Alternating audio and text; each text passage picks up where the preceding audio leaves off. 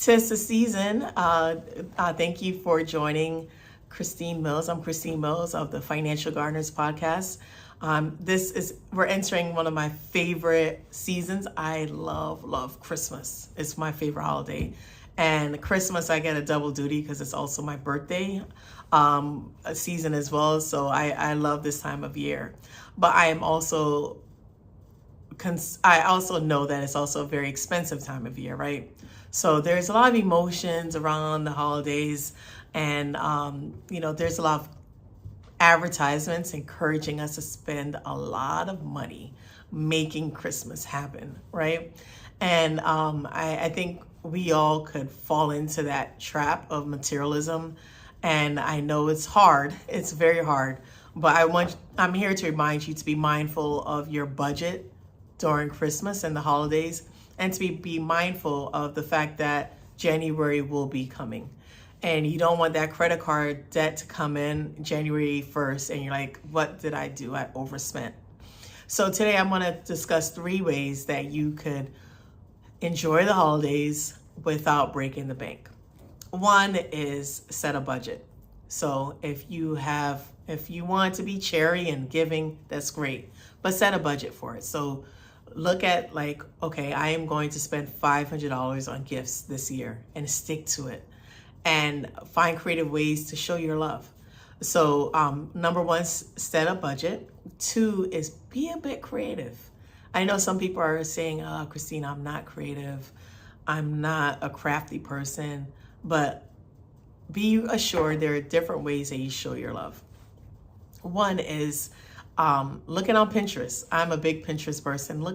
You could search crafty or inexpensive holiday gifts, or easy crafts to do with children, or recipes. So one way you could do is to be giving without breaking your budget. There's one gift. I hope no one who I'm giving this gift to is hearing this.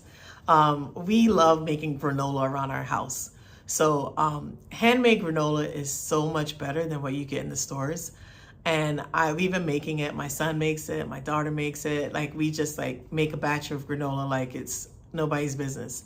So this year I'm going to get nice little jars, and I'm going to make my granola, and I'm going to give those as gifts. It's a lot cheaper than going to the store and buying a bunch of gifts, but handmade granola is such a great gift. Another thing you could do, you could make handmade hot cocoa, and you could put in nice jars, and people appreciate it. It's really, we always hear it's a thought that counts. It really is. When you get a handmade gift, you really appreciate it. And you're spending your time, and you're putting your heart and your love into it, and people appreciate it. And it's also resourceful and kind to your wallet. So 1 was stick to a budget. 2 is be creative. And 3 is really remember what the season is about and spend time. Sometimes we think that it's the gifts that are making the Christmas, but sometimes you just want to spend time with people and show them that you care and that you treasure them and you love them. So another way of doing it is have a game night. Host a game night at your home with loved ones.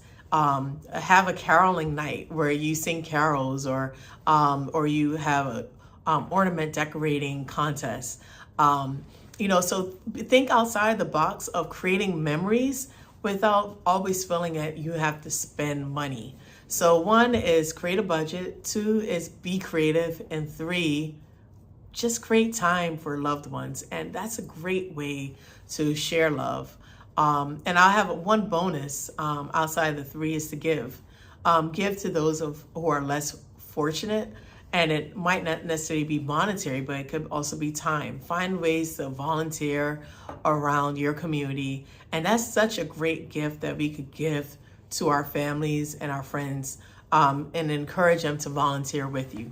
So as you celebrate this holiday season, ensure that January 1st, you're not depressed. You're not saddened that you spent too much money, and to be mindful of how you are spending your money. All right, until next time. I'm Christine Mills of the Financial Gardeners podcast.